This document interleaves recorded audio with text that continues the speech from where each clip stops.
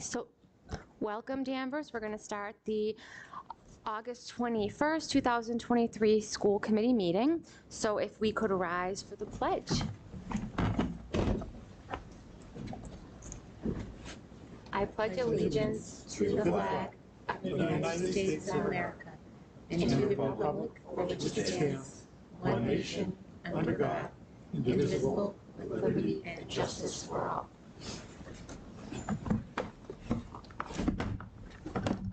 Danvers Public Schools is a dynamic community of independent learners dedicated to respect, responsibility, creativity, and the pursuit of academic and personal excellence.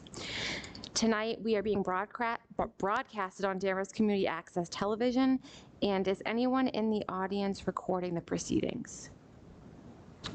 Okay, so let's first welcome Superintendent Bauer. It's his first official meeting as the Danvers Public School Committee. So. And we can, Ms. Ingraham, we can announce too, right? Yes, please. Do you want to announce her? I would love to. Okay. We have a new executive assistant to the superintendent of the school committee, Ms. Janet Ingraham, who's providing great service and coverage. She's right down there taking the minutes for us. Hi, Janet. All right, so thank you. Do we want to start with the public comment? Sure. Okay, all right, so is there anyone that would like to first, any public comments? All right, Mr. Zubarik. Yeah. Well, we can't hear you if you don't. Oh, yes, you can. Well, they might not be able to, you know, outside people.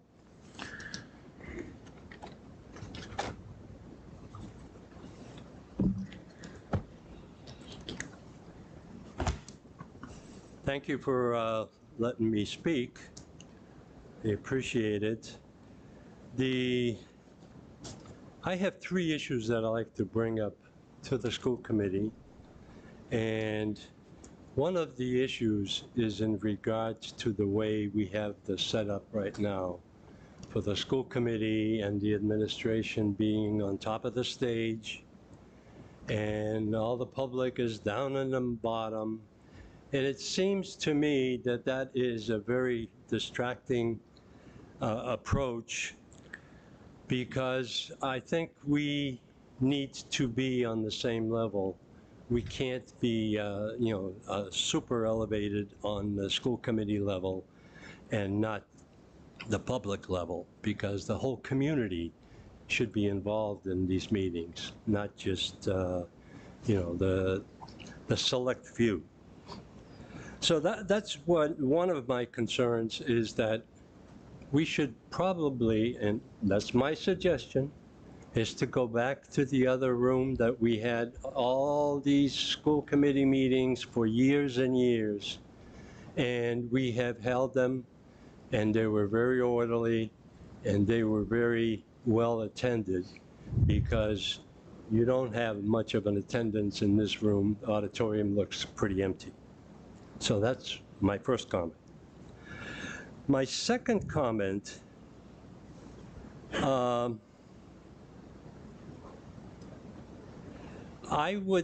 have received a notice that was posted on August 15th. And this was in regard to the workshop that you've held. And it was very great interest that I have in your outline or your subjects that you were discussing. The big picture, which is excellent, that's a good approach. Massachusetts specific, and new superintendent induction program expectations. I was interested in finding out what does the school is the school committee responsible for? What functions do they provide? How detailed to get it into the curriculum? Because my next item on here is the curriculum outlines. I would like to see or hear to the community, not just to the parents that are sending their kids here, because I've sent my kids here, my daughters, and I have a granddaughter that's coming up. So you have about 10 seconds, Mr. Zubrick. Say what? 10 seconds. Well, what I would like to ask for is a curriculum definition of what you are teaching now in our schools in regard directed by DESE of SEL, DEI, and all the other subjects that have been discussed in the state legislature in regard to the new curriculum that's coming through. So that's one thing I would definitely like to hear from the school committee of what are the plans and what are we doing in our classrooms. Thank you. Thank you. Is there anyone else from the public? Okay. So any items of interest to the superintendent, school committee, and/or community? Nothing from me tonight. Okay. Let me hand it over to you, Mr. Power. Awesome. Thank you very much.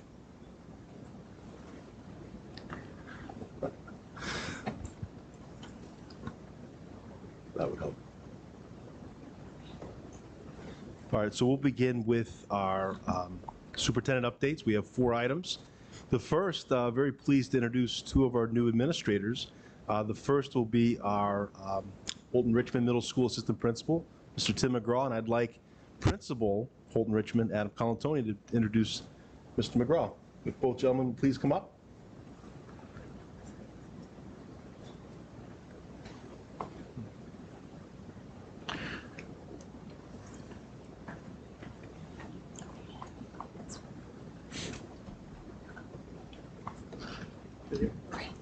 Right there.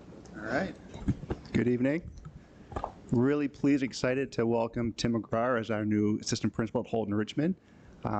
Tim is coming out of the ELA class from 8th grade. He has taught at Holton for over 12 years, many teacher leadership roles at Holton Richmond, is a Danvers High School graduate, is Danvers through and through. In just a short time this summer, it's been very obvious the impact he's going to have on our leadership team, and I couldn't be more excited with his selection and the work we're already doing at Holton Richmond. So just like to welcome Tim to our team, and just turn over to Tim, say a quick word. Thanks, Adam. So first of all, I just would say that I'm incredibly grateful for the opportunity. I think many years ago, I guess 12, you said, right? I got the opportunity to switch districts and come over and teach here. And like Adam said, I was raised in Danvers, so that meant a lot. I've raised a family here, so I'm very invested in the community. So to get to shift into a leadership role has been incredibly exciting. I'm very grateful for that opportunity. Over the course of the summer already, I'm just really excited about the work we've been doing with our leadership team. We got Danielle LaRock and Ellen Fierick, and of course our new principal, Adam Colantoni. And at the district level, we got Superintendent Dan Bauer in here now. So it's been, we've been working really hard to get things going for this school year and be prepared. And I'm just really excited about the opportunity and really optimistic about the direction we're going in. Thank you. Great. On behalf of the school committee, welcome. Thank you very much. And I can speak for all of us when I say there is just a palpable energy right now at the middle school and I think a lot of our schools. So looking forward to the first day. Yay! All right. Thank you. Thank you. Thank you. Thank you both. Welcome. And I also have the esteemed pleasure of introducing our interim principal at the Great Oak School, Miss Nicole Leary, if she could please come up.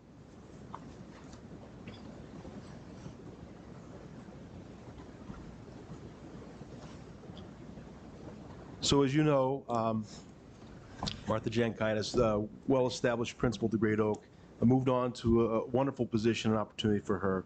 And she left Great Oak in a great position, but certainly in need of a leader. In the summer, we put together a search committee that comprised of educators from Great Oak, parents, administrators, and I was just so impressed with the work. I was so impressed with the feedback we received from both stakeholders of parents and the staff. It just was unanimous. What a great school community. So I really enjoyed the process and really very blessed with a healthy number of candidates. And Nicole rose to the top in both of our interview processes. And She's 20 years an educator in the Lynn schools. She brings with her a wealth of information and knowledge with curriculum, data, but more importantly, she has led a school. She served as an interim principal the year before at the elementary level. She has a bachelor's degree from Salem State and a master's from American College in Education. So she has a great anchor in the North Shore. She's familiar with the North Shore, and we're just very pleased that she is here. She too has hit the ground running, so she literally signed her contract last Monday, was at the administrative retreat on Tuesday, and she's going full bore to learn the lay of the land, and her staff has been very supportive. So turn this over to Nicole. Thank you. Hi, everyone. I just want to thank Superintendent Bauer, the school committee, the Great Oak community, my fellow elementary principals who have been my right arm this last week, so thank you very much. I am super excited to join Danvers. Unlike Tim, I grew up in Salem, so I competed with Danvers High School students in various sports, but so I know Danvers that way. I do have family that grew up in Danvers, though. So again, I'm just really excited to be here and looking forward to a great school year. So thank everybody, and that's it. Well, congratulations, and we know it happened quick, but from everything Dan has said, we think you're a great addition. So we wish you the best, and we hope to see you more during the year. Thank you. Thank you. Before I move on to our next piece, I just want to thank our administrators who came out in number tonight to support colleagues. Obviously, Nicole, the elementary, I've seen the work they're doing, rallying around her. The energy is palpable at all the levels, but thank you to all the administrators who are taking time out to be here tonight. So with that being said, we'd like to bring Eric Oxford, who is our special education coordinator for the elementary school level. He coordinated the extended year services program and did a wonderful job. So on the screen are a number of the highlights. We had a number of students participating, a great number of staff, but more importantly, it was an outstanding experience. So I'll let Eric take it away. Mr. Oxford. Thank you, Dan. Appreciate it. Good to see you all, everyone. Thank you for the opportunity tonight. As Dan mentioned, we had a really great summer, these summer weeks for our extended year services program. Our program ran from July 10th to August 10th. It was a 5-week program. My colleague, our pre-K coordinator during the school year, also supported the pre-K summer program. Her name's Bethany Stenga. She's not here tonight, but I want to give her a lot of credit for supporting, our efforts this summer as well. In addition to school principals, especially at Thorpe and Smith, Brian Riley and Violetta Powers, as well as Holton Richmond team, entire team over there at Holton Richmond. From a lot of feedback that we received throughout the first part of the school year from prior staff, we revamped a lot of aspects of the program. We restructured in a lot of ways.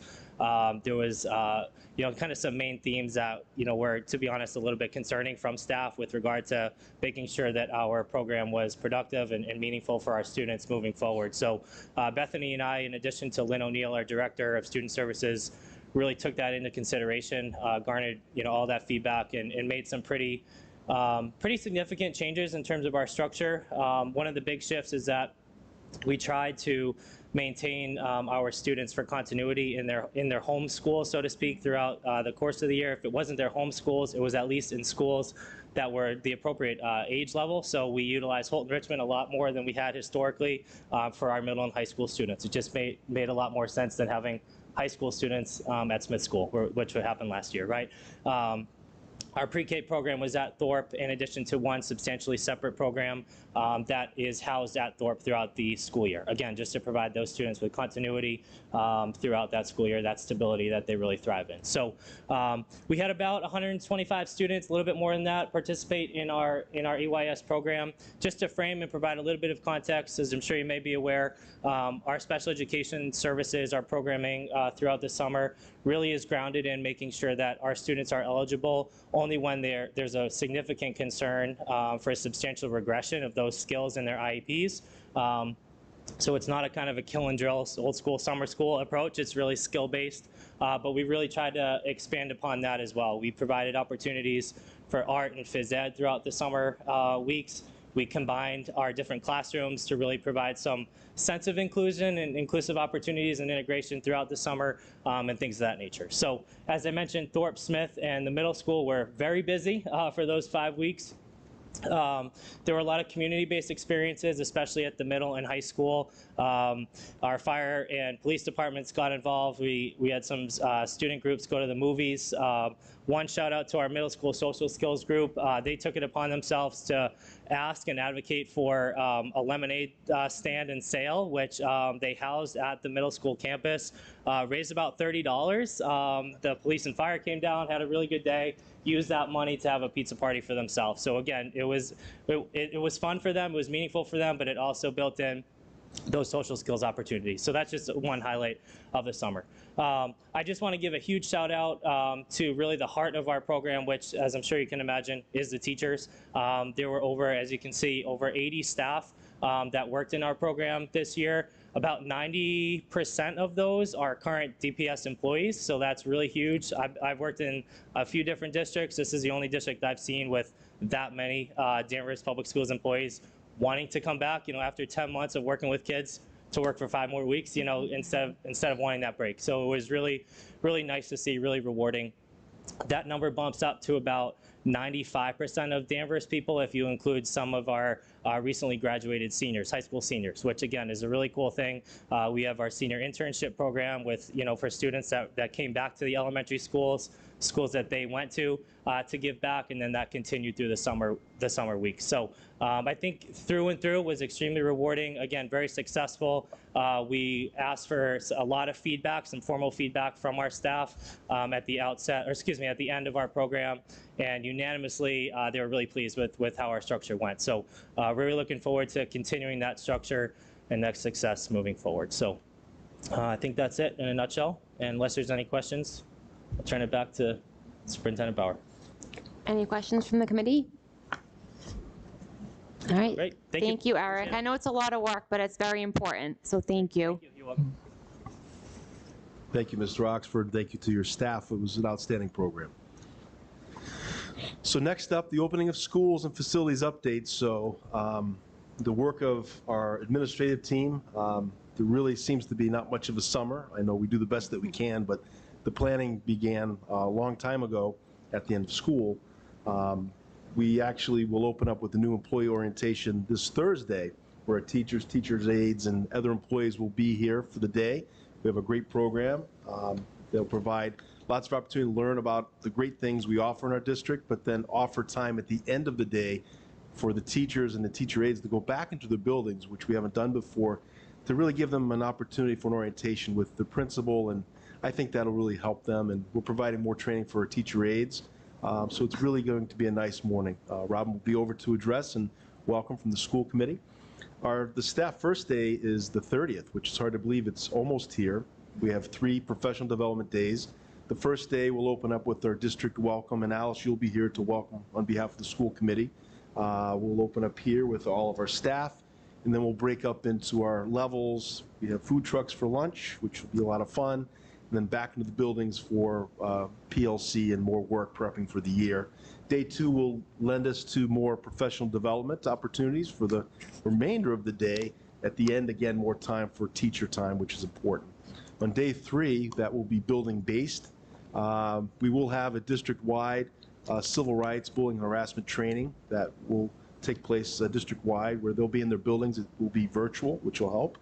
And then they'll be off and running and ready to open the doors for our students on the 6th of September. And we have 3 half days. I know we're going to be very excited for the students to arrive. We can't wait. And those first 3 days are early release days with professional development in the afternoon. And then our first day for pre-K is September 11th. So it's coming fast and furiously. We've been busy hiring, finalizing last-minute opportunities. The buildings are in great shape. We had a principals meeting this morning, and DPW came in to give an update. So they provide a punch list with over 400 items for all of our buildings, and at this point, they're 95 to 98% complete. We'll schedule a walkthrough in the next week or so. If you'd like to come along, we'll walk the buildings with DPW, but again, they've done a wonderful job coordinating and waxing and making sure that when the students walk in, our staff, we're proud of our buildings. So we're really good shape for the start of the year. I think we're all anxious. The principals are ready to go, and it's kind of bittersweet, right? You talk about the summer coming to an end, but we still have 2 more weeks, so which is good. And then the next item for the update is a newly formed safety committee. One of the first things in July was setting up a safety committee that will really review and look at all the safety and security aspects of our schools, reinforce our safety procedures, and really create a good line of communication between stakeholders regarding safety. We had an initial meeting August 1st.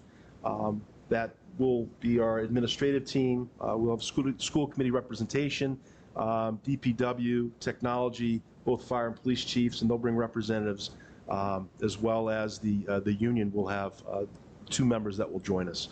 So those meetings will take place on a monthly basis, the last Monday of the month at 3 o'clock over at Holt Richmond.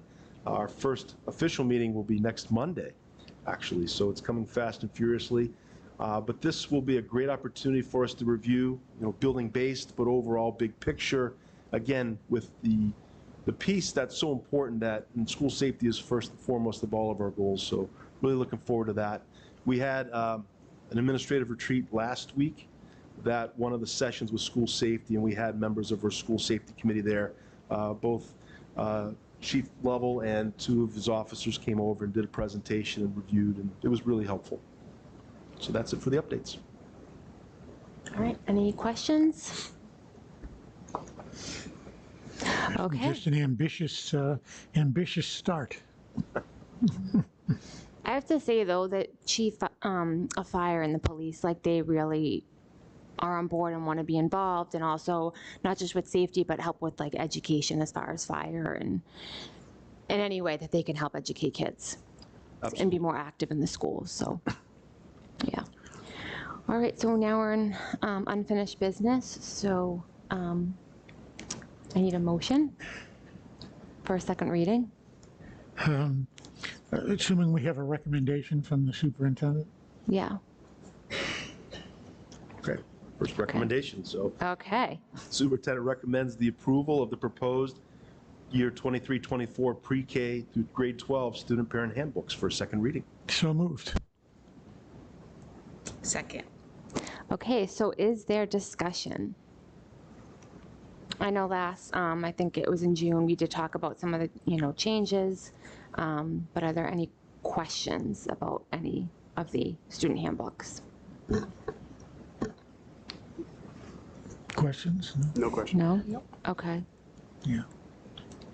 Very comprehensive. I think you covered everything at every grade level. I think, talk a little bit about if you would, just the idea of when it comes to student discipline, the sort of redirection rather than going to punishment as a first in all instances. I'll talk in generalities because the law has changed recently with the emphasis on, particularly lower level infractions, more of a restorative stance where working on ways where we can educate the student, hold them accountable for sure, but allow opportunities to rebuild trust and work back into the school community. So it's a little different at each level, but that's the overall major change in the school discipline laws that recently came out. So it's important to note that, that doesn't negate, and I'll just speak in general terms, there's always the high bar, the school safety issues that are the non-negotiables, such as violence, such as drugs and alcohol, weapons, things of that nature.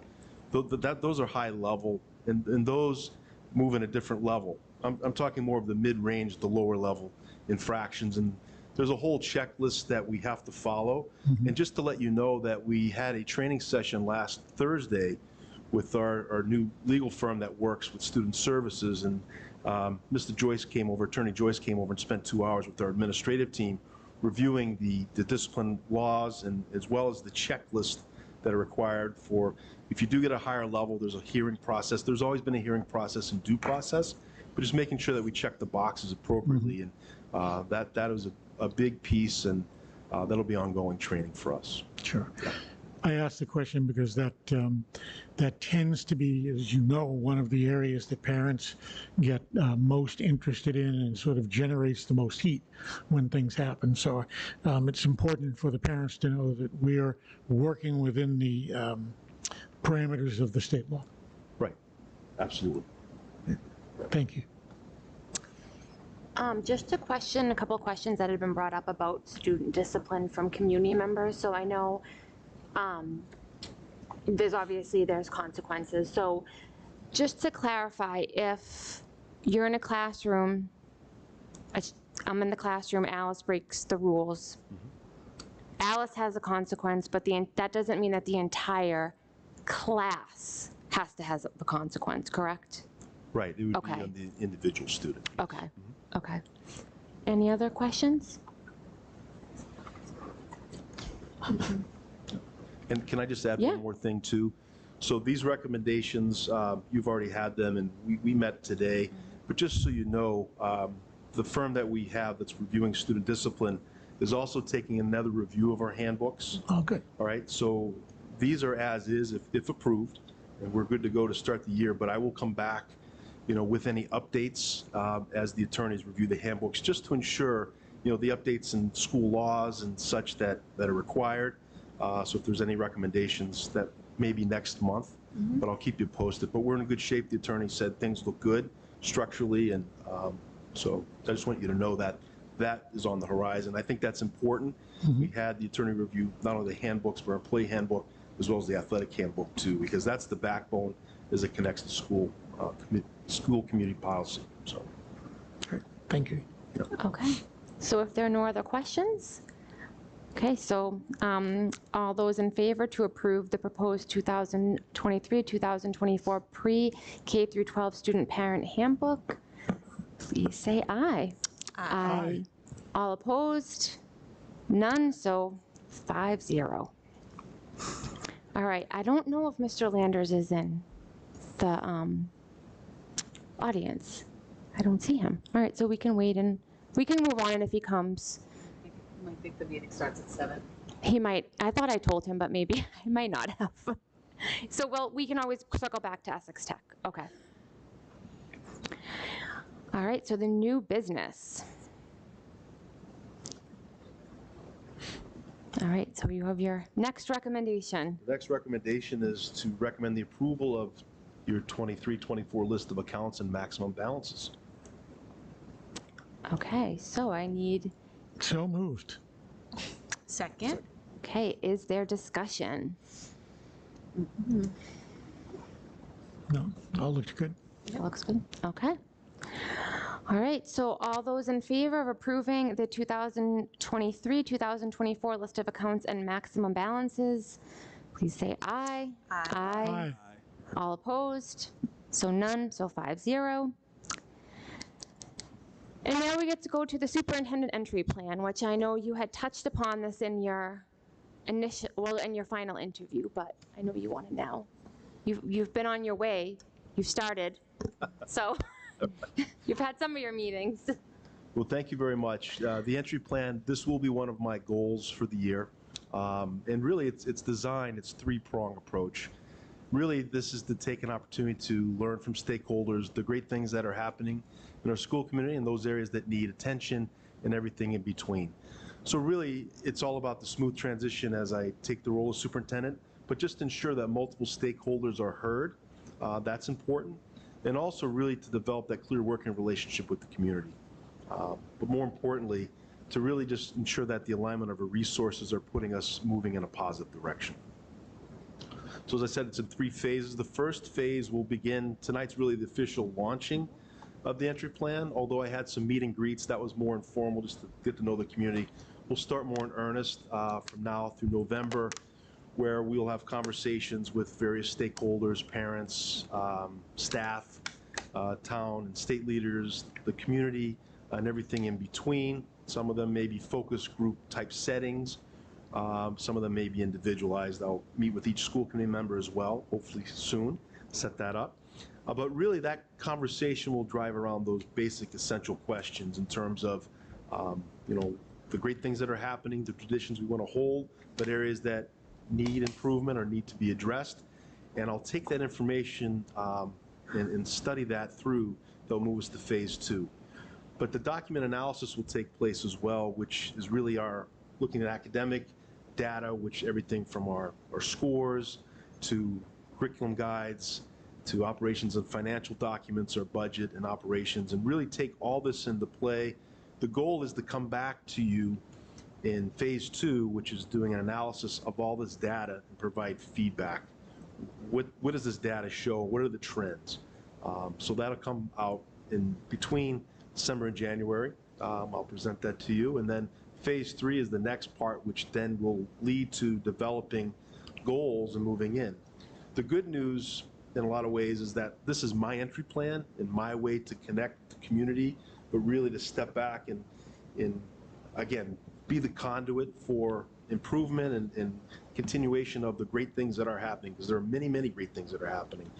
But also, we're up on our strategic plan. So this is good timing as we build that and take the stakeholders' views to build a plan that will reflect the values of our community and what we really feel is important for educational excellence in Danvers. So those are the steps how this will go. And again, this is one of my goals for my evaluation. So I am working with, I have a coach through the induction program that I meet with on a regular basis, weekly basis, and he's tuning in tonight too. So, but anyway, part of this will be working with him to ensure just feedback on that. So, I'm looking forward to it. Any questions? Yeah, I actually have a couple questions. I'll start with my first one. Will you be presenting your findings at school committee meetings, or will you do so separately? I intend to present at school committee to start with, and then I may go back into the buildings and other areas of the community too. I'm open to that as well for conversation. But the first step would be presenting here, just like I'm kicking off the entry plan officially tonight here.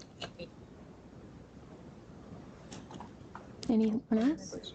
No, I had a chance to review it, and I thought it's, it's definitely comprehensive, and I think it's, you're clearly getting your hands dirty and getting at the school level and meeting with the leaders. So I was impressed with what you put together. So I'm interested to see the first reading and as we move forward too. So good luck with it.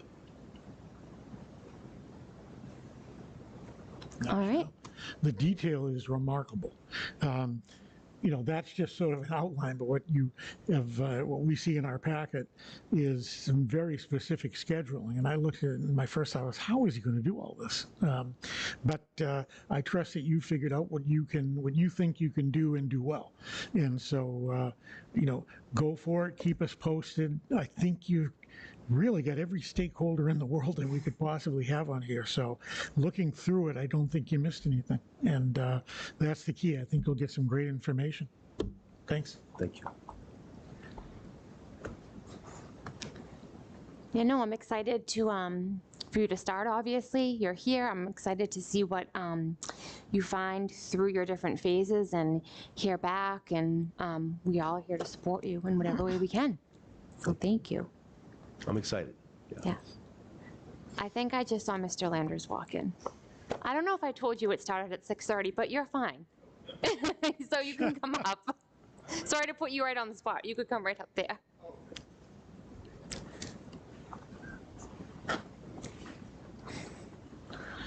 Because this is our first meeting. We're moving them all now to 6:30, but it's our first official one.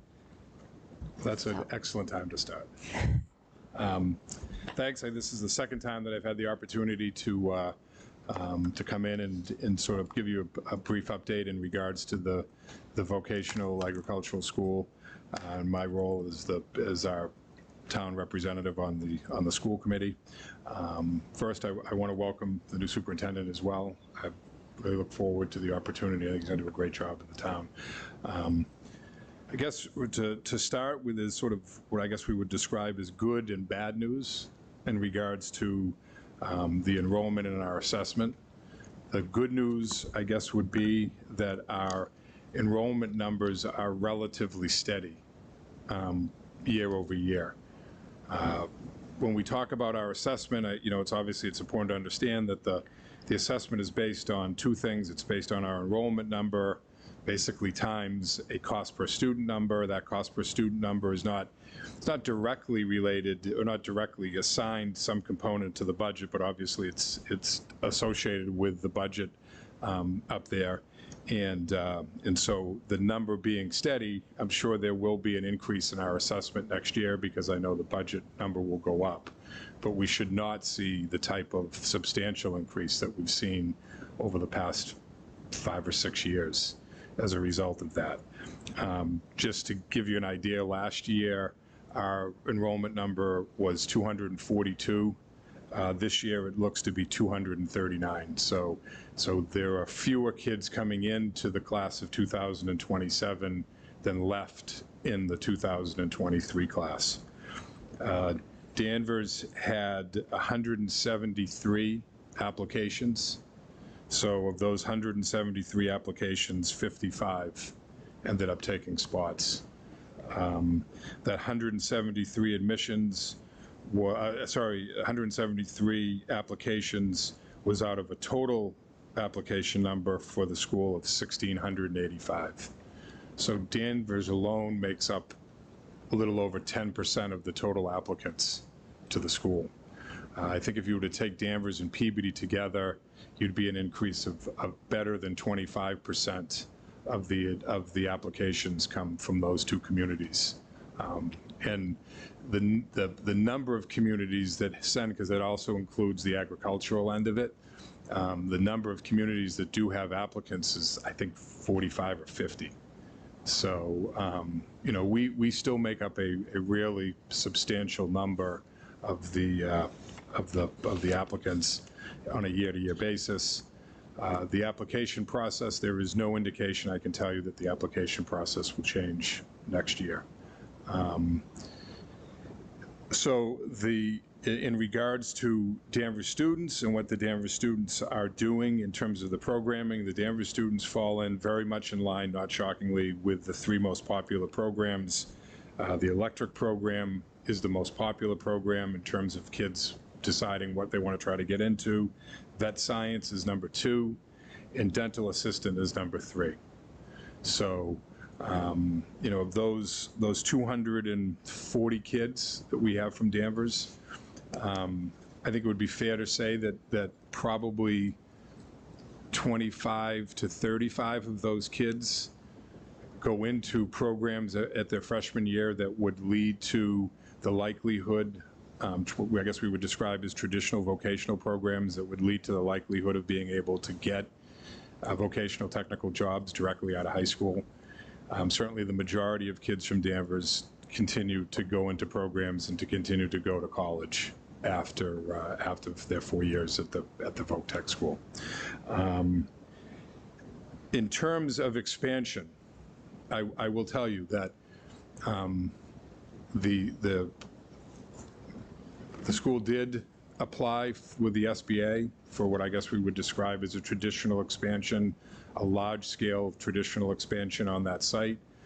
That obviously, as you well know, the SBA process can be a long one, especially in this particular situation. So there is no near future, I guess, concern that type of a large-scale expansion is going to take place. But certainly the administration is interested in expanding that program substantially. And there are attempts and efforts throughout the campus, especially on the South Campus, to basically look to turn what might have been administrative space or other space into educational space. So there is a commitment to expand the programming and to expand the number of students up there, for sure. I don't think that that's something that you're going to see a tremendous increase or even probably a noticeable increase for us as a community over the course of the next 2 or 3 years. But in the long term, longer term, moderate term, certainly it's something that the administration is interested in there. Personally, although I do agree that the programming that they have up there is excellent, my experience has been that the kids get a very good education while they're there. But both as the host community and from a philosophical standpoint, I believe that there should be a much stronger look at how big that facility gets. I think that the administration, I don't want to speak for the administration, but I do believe that the administration looks at it, that they do a great job. They do a great job for 1,600 students. They do a great job for 3,000 students. I think that there is a critical mass with those types of facilities where you start to not do as good a job, especially at the high school level. Certainly for us as the host community, we have additional concerns with a 2,500 student facility up at that site. And I think everybody is well aware of the parking problems and everything else that hopefully has been handled by the, going into this coming school year. All those streets up there are resident parking only. So that should be a situation that does not cause problems for them. But other than that, you know, I think it's very much a status quo for us going forward. Again, I don't anticipate that we'll see a dramatic increase in the assessment next year. We did enter into a new 3-year contract with our teachers. You know, that was fairly well advertised, fairly well documented in the newspapers. It did bring the average teacher pay at that facility up to, I think, the 3rd highest. If you look at entry, mid-level, upper level, the teachers at the Voc Tech are right at the top end of the sending districts in regards to all 3 of those levels. So that being said, there was a tremendous emphasis certainly on the part of the school committee, which I think was taken into account by the administration during the negotiations, to understand that the negotiations and ultimately the contract that got put in place there would be used conceivably against the sending districts in regards to their own teacher contracts. So that was made perfectly clear throughout our process, and I do believe that they did take that into account as they negotiated, so which was good. But any questions that anybody has? Any questions from the school committee? Just a quick question on the I don't even know. There it is. It is working. Of the 55 that were accepted, that's the cap, right? Or is that? So there's no cap. There's no cap. There is no cap. So what did happen this year is that the application process for there really is a dual application process. There are the sending districts, which we are part of, and then there is because it was the Essex Agricultural School, their students can apply from all of Essex County and actually from some other locations as well. So the agricultural application process was handled this year as basically as a lottery. And so, and there were a lot of reasons for that, but for all intents and purposes, if you were applying from a non-sending community and you were applying for one of the agricultural positions, your name got thrown into the hat and it got picked out. The process that's used for the sending districts is one in which they do take into account a number of different factors, and it is not a lottery-based system. But those, so you know, in any given year, I think we had a high of 65 students in one year, and I think a low of 53 over the last 5 or 6 years. So we've been in a roughly similar, but what was happening and why we were seeing, I think, these dramatic increases year over year was because obviously we also do this on the prior year, so the assessment is sort of based on the prior year numbers as well. So there's a little bit of that, but we were getting much larger. We were getting these 58, 60, 63 numbers going into freshman classes, and they were replacing 40 kids who were in the school in the senior class. So that's really what got us those really dramatic. We were increasing our numbers by 25, 30 kids each year over year. All right, thank you. I have a question. Hi, Mike. Can you repeat the number of communities that contribute to the population? So yeah, I think it's 19. I have to go through them all in the 4 biggest are by population are Salem, Peabody, Beverly, and Danvers, followed by Gloucester. In regards to the actual number of students, though, generally, Danvers and Peabody have had the 1 and 2 numbers. Peabody is substantially higher than most everybody else. But you do go to a point, and if you look at sort of the numbers, they're interesting, but there are communities that, for example, if you were to take Marblehead and Swampscott and put them together, that's a bigger school district than Danvers is. But they have a third the number of students that go to the VOTEC. Hamilton Wenham, Masco is a high school that's, I think, bigger than Danvers High, and they have less than a third, I believe, of the students that we have. So, that's always been, I think, something that's looked at. Is it just part of its proximity, the fact that we're the host community, but there are other parts of this. I've certainly said that we need to be more aggressive in trying to get kids from those communities to go into the system, and to get those kids from Hamilton Wenham and Masco and Swampscott, Nahant, and Marblehead to be closer to their actual population level.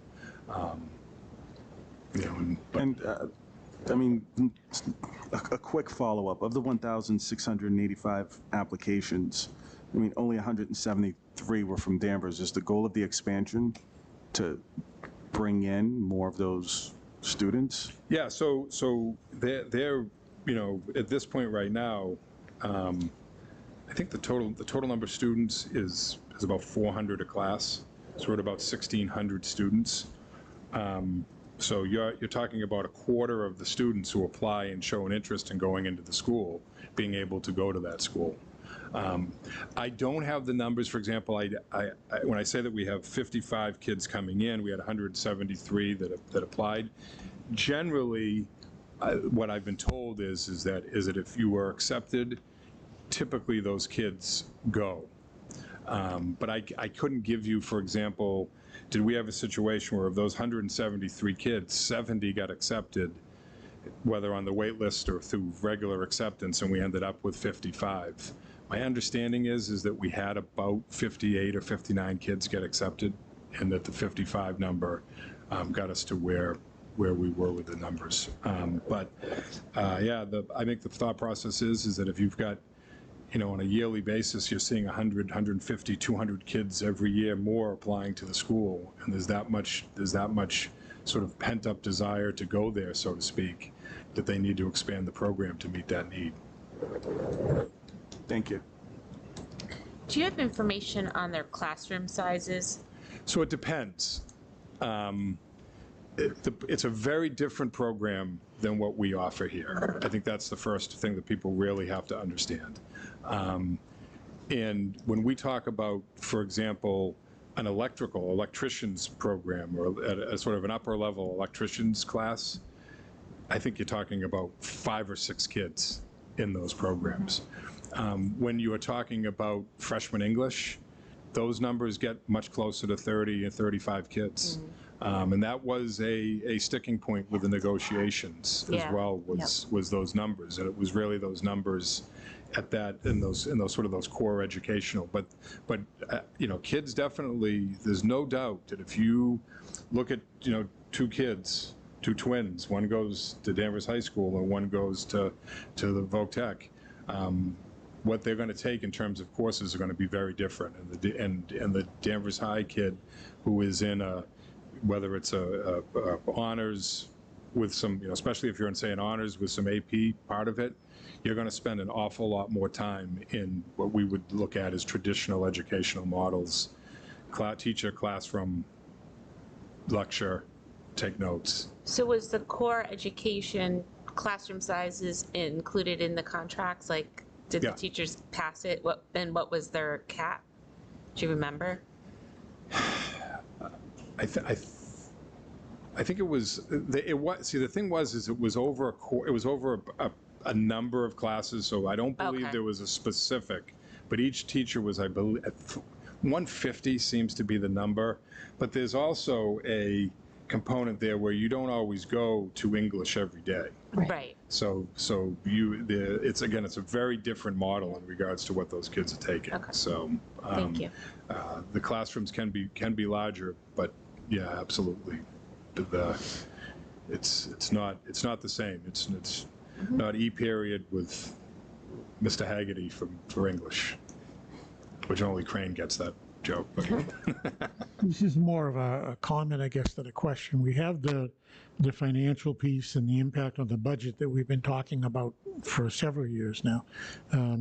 But it seems like the other thing that particularly we as a school committee and administration could be doing is trying to find ways that we could partner with the tech in ways that can positively impact some of the students at our high school.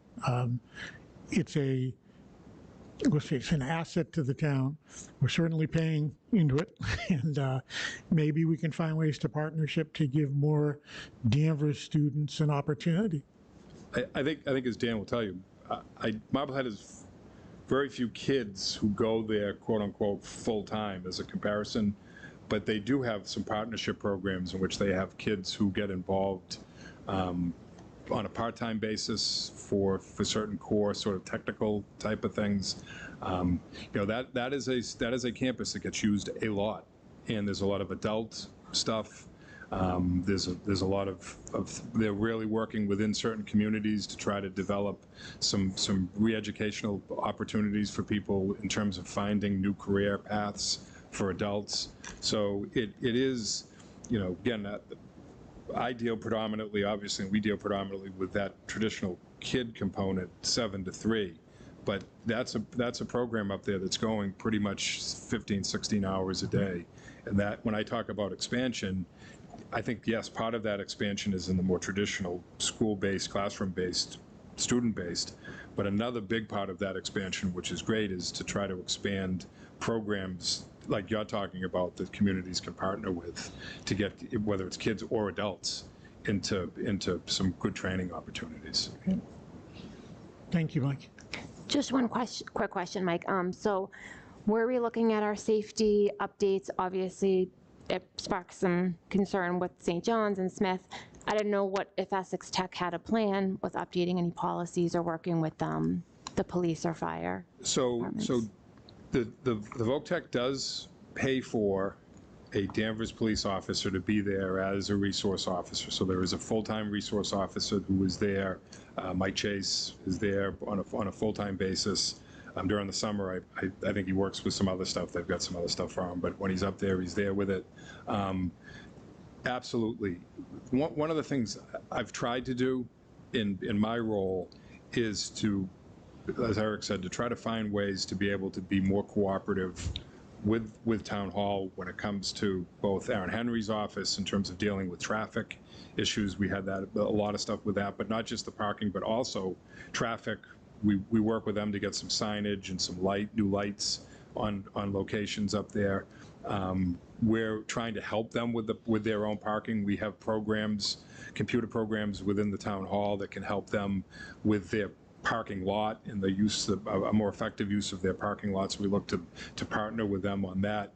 In regards to the police, I do know that there is a hope that at some point, I've talked to the town manager about this, that we would have an annual summit that would include Danvers Public Schools, VOCTEC, St. John's Prep, North Shore Community College, and potentially, although it's not educational, but potentially the Mass General on Route 128, which is also sort of a big facility as well.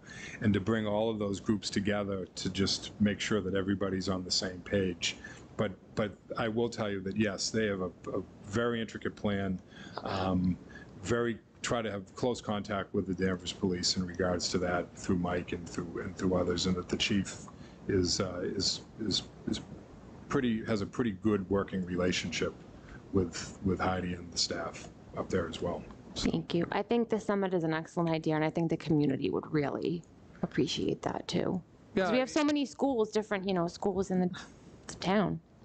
Yeah, I mean, there's no question. If you look at it on any given day, we've got whatever it is, 7,500 students at different places in Danvers, both in our system and North Shore and the prep and the VOCTEC. So we are very much a hub of educational activity. So. All right. So if there's no other questions, we can dismiss Mr. Landers. Thank you. Thank you. I'm sure Thanks. we'll have you back in a couple months again. Yeah. Thank you. Thank you very much. Thank you. Thank you. All right. So Superintendent Bauer, do you want to introduce our next, I would love to. presenter? If Mr. Clint Allen can come forward. He's the Assistant Utility Director to discuss the agreement with Electric Division and Solec that will impact 3 of our schools.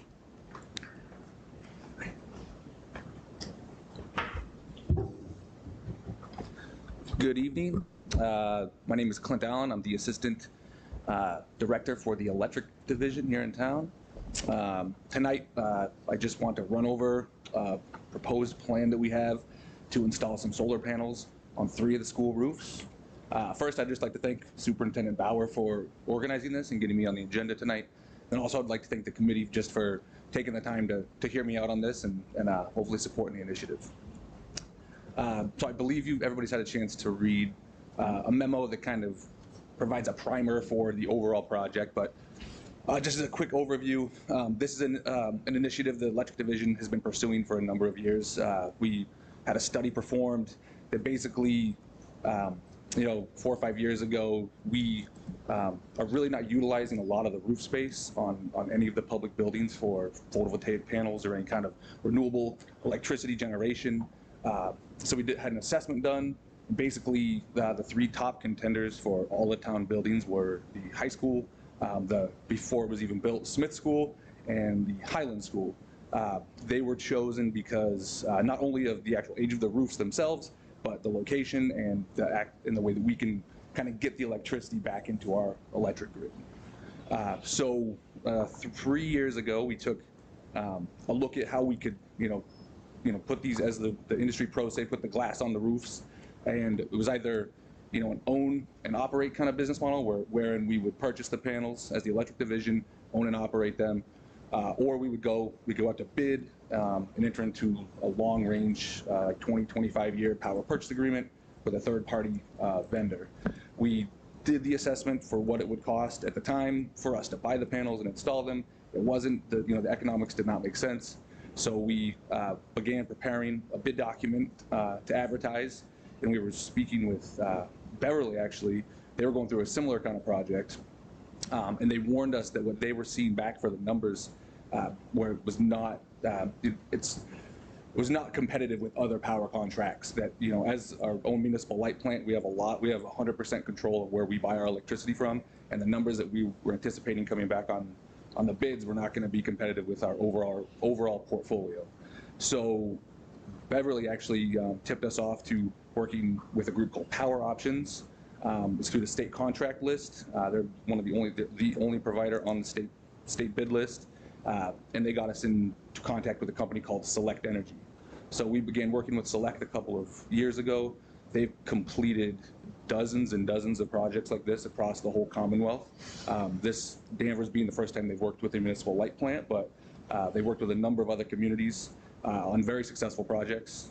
Just as recently as this past February, they installed a good-sized system on a DPW facility down the South Shore. So where we're at tonight, we have we've done the engineering, we've done the design of the systems themselves. We have orchestrated the 20-year power purchase agreements. Those are ready for execution. And what I'd like to discuss tonight is we also we have the power purchase contract, but we also need to sign lease agreements wherein the town will allow this third-party Select to install solar panels on the buildings. We, working extensively with town council, it was his opinion that the Town Managers Act really gives the town manager full, discretion over exterior building projects on all school buildings and all town buildings, in fact. We got to their last review of their bond council, and the bond council was like, okay, that's great, but we still want the school committee to be aware of the projects. We want a signatory on the lease agreements. So that's what I'm here tonight to propose, and I'd be happy to answer any questions about how the program is going to work. All right, so well, thank you, Mr. Allen, first. Any questions before? Yeah, I have a quick one. What's the plan to roll this out, and will it be a disruption to the schools? That's what I'm kind of concerned about, the length of the project and the kids inside the school while we're banging on the ceilings up top. Yeah, so they've compared it to like a low-level roofing repair project. It's the actual installation of the panels itself should take about 3 months. That includes total staging and installation, and the remaining 3 months, so a total 6-month duration. The remaining 3 months is going to be a lot of electrical work. Very minimal, impact to the actual day-to-day operations of the schools.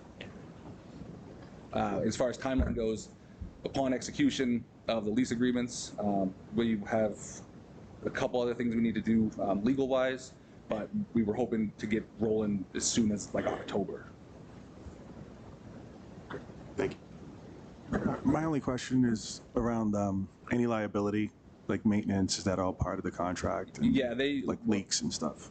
Yeah, that's a great question. No, the Select is 100% the owners of the panels. We've extensively negotiated the language that if anything were to happen, not only to the roof, like if a leak developed or something of that nature, or if the panels began underperforming or were tripping offline, they're 100% liable, responsible to fix any of the issues caused by them. Okay. And to kind of clarify, you said they would fully own the solar panels? Correct. Yeah. Is there any like clause in regards to them going out of business or any opportunity to transfer ownership to the town? Yeah. Yes, so it's been like a 9-month legal nightmare for me, this whole process. So yeah, there's extensive language that covers both indemnification and liability for if they were to default, and there's certain terms that they would have to meet, and they cover they have essentially insurance that's going to cover the damages to the Danvers Electric or any cost it would cost to take the panels back off the roof. If anything were to happen. And is that the only option? Like they would take the panels off, or is there In any reality, option for the town to own it? Correct. Yeah. So we actually built into the contract that we actually put a clause in starting year 7. We will have the opportunity to buy the system out and then own and operate it from that point on. But ahead of that, if for whatever reason Select themselves defaulted, then we would have the opportunity to purchase the panels. Thank you. Anyone else? Sorry. Yeah, I have a couple of questions, I guess. It's obviously not as extensive to what Beverly's has done, right? Like they've got quite a bit of an investment in solar panel because at the high school, the middle school, they just created that huge facade and that the middle school that has it. So this is just panels on top of the roofs of our 3 schools, correct? Correct. Yep. And then how, I keep going back to the possibility that you're going to trigger some sort of alarm, right, during this, and we're going to revisit what happened at Smith School back in June. So I'm assuming that all of that is taken care of in terms of working closely with IT and all that during, particularly the Smith School, just because I think it's a smarter school than other schools in our district, but it feels like that is something that would be on the back of my mind as well. So yeah, no, that's a great point. The Smith School was actually built to have the panels wired in, so everything's already the home runs are already kind of into the electrical room, so we're actually in really good shape there. But overall, the entire project will be managed by, we'll have a dedicated project manager from the electric division. They'll be supervising the construction and coordinating with buildings and facilities, IT, DPW, making sure that making progress in a way that has very minimal impact to the school and the day-to-day operations. Alan, can you just talk a little about what the town's plan to do with the energy is? It seems what you included in the memo is it'll help Danvers reduce our carbon footprint and contribute to a cleaner and more sustainable future for our town. Which, look, I'm fully on board with this. I'm just trying to understand. Is there something more substantial, I guess? Sure. So essentially, as I mentioned before, Danvers Electric is a municipal light plant. We own and operate, and we're the sole provider for electricity within the entire town. Part of that, and a big part of my job, is securing long-range energy contracts with generators all over New England. We essentially buy all of our electricity wholesale, and then we have to shuttle it back into Danvers to resell to our customers. By installing in-town generation, we don't have to. avoid paying transmission and capacity costs, essentially the fees for using other people's wires out across the grid. We generate it ourselves. The way that we've set up this arrangement is it's directly fed back into the Danvers grid and metered. So we're essentially buying that wholesale electricity at that point of delivery right on the schools. Once it enters into our system, then that is essentially 100% renewable, green, carbon-free energy that we are now passing on to our customers at a competitive rate that will not impact, it's not going to increase anybody's bills, but it will have, overall positive effect, not only environmentally, but then, just from an educational perspective for the students. We plan on, I should have mentioned this in the email, but we do plan on putting kiosks in so that the students will be able to see real-time generation. We can have our energy resource manager come in, do some, we can do a class, or we could do a seminar for interested students about how all of this green energy works, because where we're at right now with the state mandates, we need to start doing more. Yeah. Is basically what it comes down to. Yeah. I keep thinking what's next too, right? Like, are there, like, after Highlands and Smith and the high school, are there other, or actually that's a good, we only know about the schools because we're on the school committee. Are there other buildings that you're looking to do this with? Right now, yeah, the three schools, those were the first locations chosen just because of the sheer space and the conditions of the roofs, and there wasn't a lot going on. Our other big project that we're working on town-wide right now is filling and capping the landfill. So the landfill down off Route 1, it's basically like a big horseshoe. We've identified that we can put a very large photovoltaic system on that, but we first need to fill it in and grade it so we have a nice level of service to work with. That's one of our next big solar initiatives. And then on a smaller scale, we are, we're working on incentivizing customers to, invest in these systems for their own homes and businesses a little bit more. Great, thank you. Okay. If I may, Madam Chair. So, first of all, I take it that there will be people in town who are going to read this as, oh, they're going to replace the power at the schools by just getting solar power, and that's not what's happening here, correct? Correct, yep. Yeah. So I want to make that clear to the town. This is a way, convenient way for the town to collect create some solar energy, which in turn can be used throughout town for whatever reasons are necessary or helpful. Possibly have a positive impact on the ratepayers? Yeah, there's definitely, from other contracts we've shopped out for a large scale wind project in Maine, this is actually coming in at a lower rate than what we would have to purchase that electricity for. Sure. So, there's two pieces to this. You get the concept and the execution. And the concept, makes a lot of sense. I'm interested in the fact that, and I think it's a positive thing, as you point out in your letter, the buildings are technically under the control under the Town Manager Act. The town manager could make the decision on this by himself. But the bonding company for the company who's going to install these actually wants us on board too, which I think is positive. And I like that their bonding council is thinking this way up front to make sure there are no conflicts. And then as far as the execution goes, we have to trust that you've done whatever structural inspections and or analysis you need. You know that the buildings can handle this. You know that it can be done with minimal disruption to the students.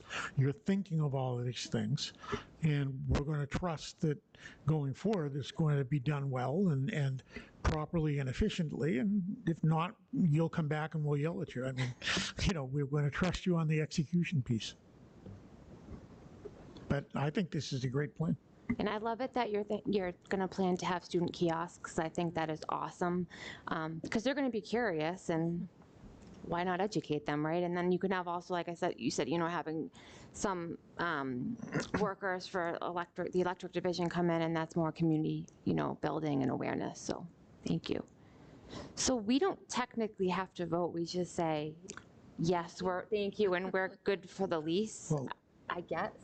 If I read the letter right, Madam Chair, they are asking for us to vote on So we this. should vote, okay. Yeah. Yeah, I believe so. Okay, All right, so does anyone want to make a motion? I would move that we adopt the plan as recommended to us and give our approval to the overall plan. Second. Okay, so all those in favor to, I guess, sign on the lease with Select for the solar energy projects at Smith, Highlands, and the high school, please say aye. Aye. Aye. All opposed? So none? So thank you for Good luck. coming. Yeah, Thank so you. much. We appreciate it, and we look forward to work with the schools, and I think this could be a great opportunity for the whole town. For the All whole. right, thank you. So thank you. Thanks. And if you need us to sign something, just let us know. I don't know if we have to sign anything for the lease or whatever. We'll get the lease back. Yeah. It's like, we'll fine. Okay, thank you. Thank you.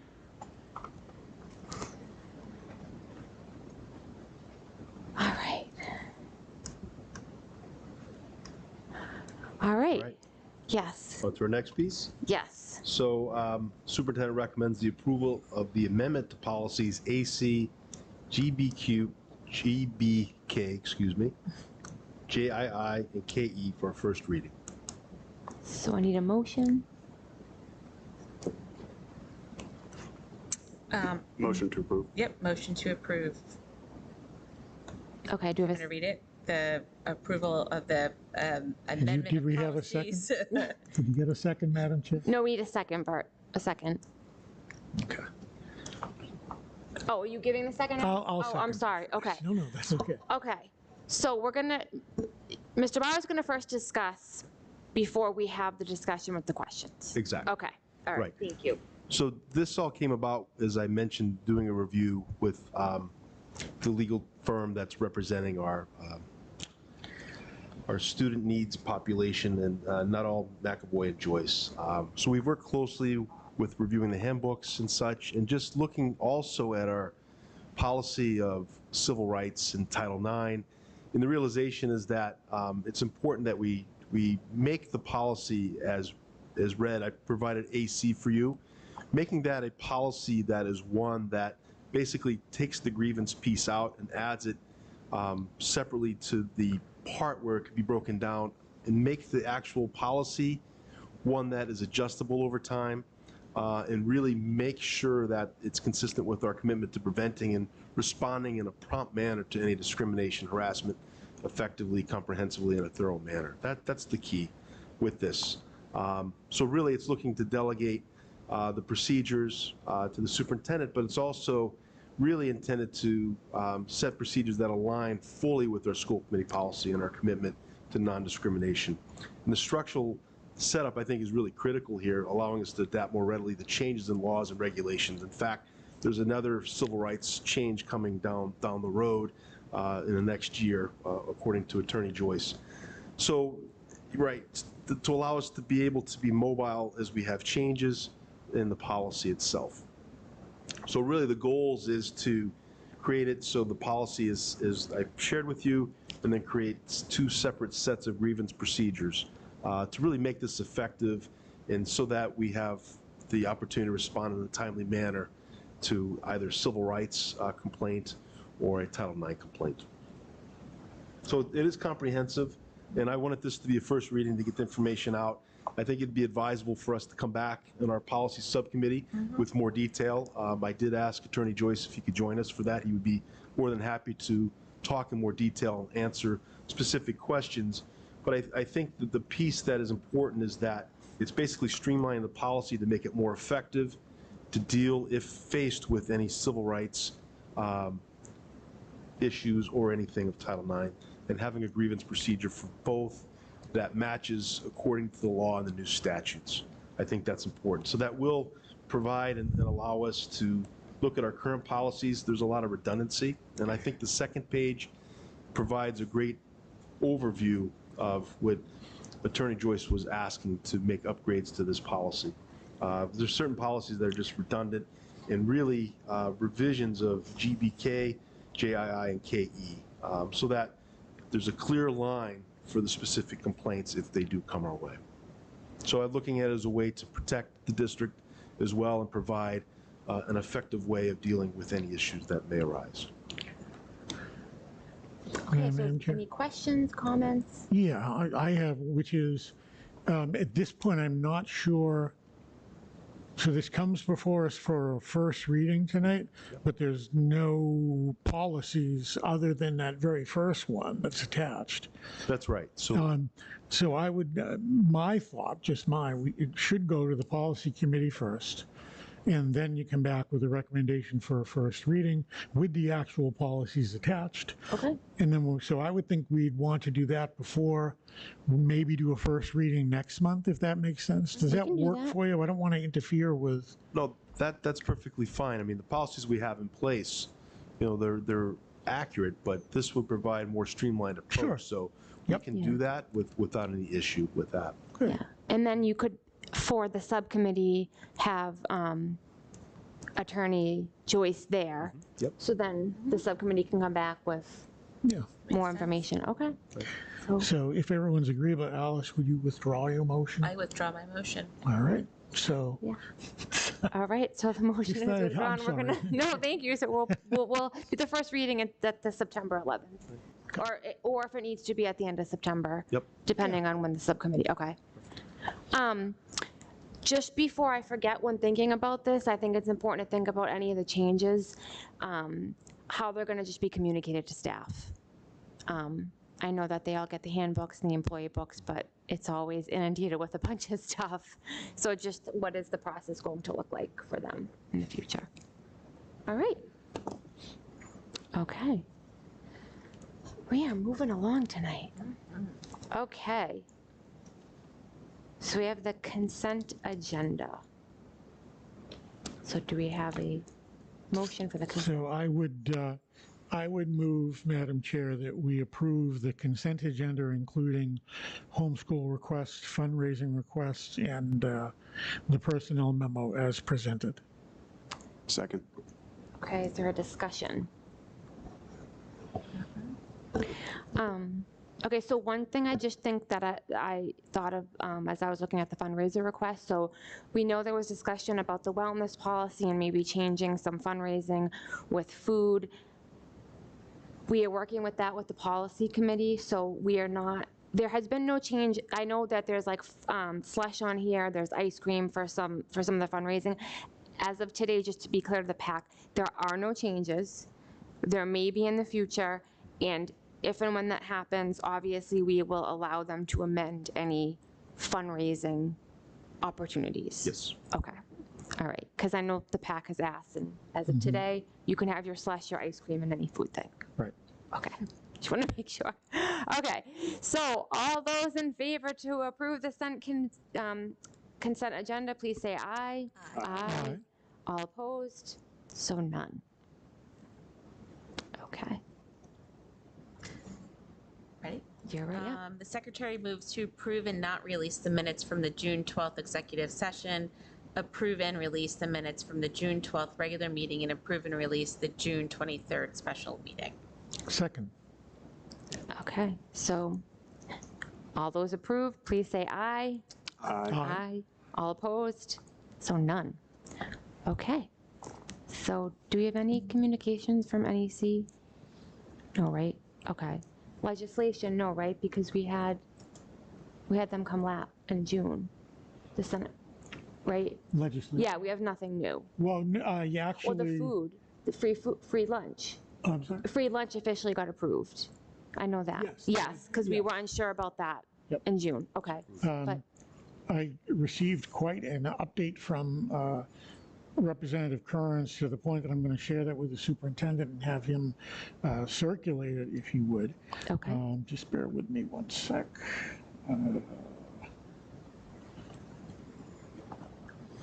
Okay. This is, I've got 8 pages, so I'll start to read that now. No, I won't. No, you're going to start read that summarize, now. please. All I can tell you is that in the number, the amount of funding that the state has dedicated in this budget to education, and these are numbers statewide, certainly not all for Danvers, but early education and care, $1.4 million. Quality improvement, 46, almost $47 million. Family and center-based childcare rate reserve increase, $80 million. Stabilization grants, $475 million, which is a $225 million increase over fiscal year 23. On and on and on. There's a lot of money coming from the state that should help various towns, including Danvers, really expand what we're able to do. Early childhood mental health consultation services, $5 million statewide. Preschool and pre-K expansion, $20 million statewide. So tremendous amount of money. I think the important thing is whatever we get, we should really make sure we're using it the right way, because who knows how often these opportunities come along. The only other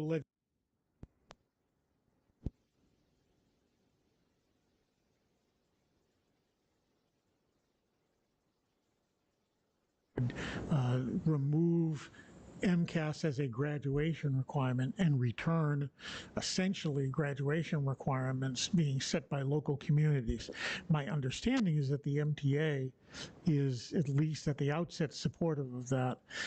I expect we'll have a lot of conversation about this between now and the next election. So it'll be interesting to see where the state decides to go on this. And there may come a point, who knows, when it really heats up, where we may be asked, to weigh in. What does the Danvers School Committee think about this? So just kind of keep it on your radar, and as you see articles, you might want to just keep abreast of what's happening. And that's really it. Thank you, Madam Chair. Thank you. So you're going to send the 8-page letter too? Yes, I will. I will do that. With the updates. I could still read it if you'd like. No. Okay. Maybe when I'm tired. No, okay. We didn't have any subcommittee updates. So did you just want to explain kind of the new but the new meeting for subcommittees, what we're going to do? Sure. Or that doesn't matter. well- But you have it already laid out, so that might be the. Well, coming off our retreat on Friday and just looking for a way that we can have a set policy subcommittee meeting on a regular basis, I think is important, so we can count on ensuring, for example, like this big Silver, which is a big deal, that gives us a nice venue. We know that's going to meet.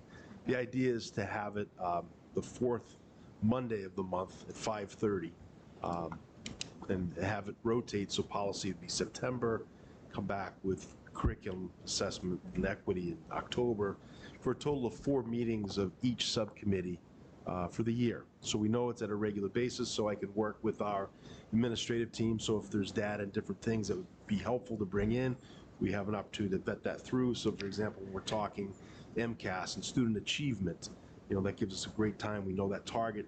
They can work to put together information to help facilitate those discussions. Same with policy. I know there's other policies that are on the board that we need to take care of in September, as well as when we move it into November for the follow-up policy committee too. So I think having them on a regular basis will help us for planning purposes. We know they're at that regular time, and I believe we have them virtual at this point.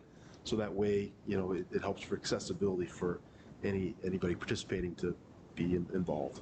Mm-hmm. All right. Great. My goodness, it's not even 8. Well, Mr. Skamers would be so school proud. hasn't started yet. Oh, well, It'll hopefully get he's longer. watching. This is like, All right, so we need, well, first of all, yeah. Can I just say thank you again to our team that stayed around? They didn't get the signal to leave. Thank you for staying, and appreciate their support. And Jan, her first time out, thank you, Yeah, thank you. for doing this. I know it's not your first time out. You've done this before, but in an official capacity. And thank you to the committee for a great first meeting. Thank you. Thank you. Before we adjourn, Madam Yes. Chair, number 1, next meeting is? It's September 11th at 6:30. Okay. Yes. And do we want to talk at all about our tentative plans to maybe change our meeting schedule? Oh, yeah. So what we're thinking, and we're going to more solidify this, but so we realize that the meetings are usually lengthy, and they're very beefy, and they're in depth. And it's a lot, and we probably aren't meeting probably as often as we could be. So we are thinking, and we're finalizing dates, but having once a month, the in-person meeting like we have, and more of like a workshop model. And then that would be the second Monday of the month. And then the fourth Monday of the month, we would do like a virtual, be more like business-like, but obviously the public is invited to each, or, you know, both of them. And we are solidifying the dates with that. So we will have more information once we know the dates. And I think we had tentatively thought, we were thinking September 21st, but we know we'd have to move it. So Josh, thank you for telling me for the 22nd, but that would be virtual. So thank you for reminding me. Okay, so the next in-person meeting is September 11th at 6:30 at the high school. Okay, so we need a motion to adjourn. Motion to adjourn. Second. Okay, so all those in favor say aye. Aye. Aye. All opposed? So none. So good night, Danvers. Thank you.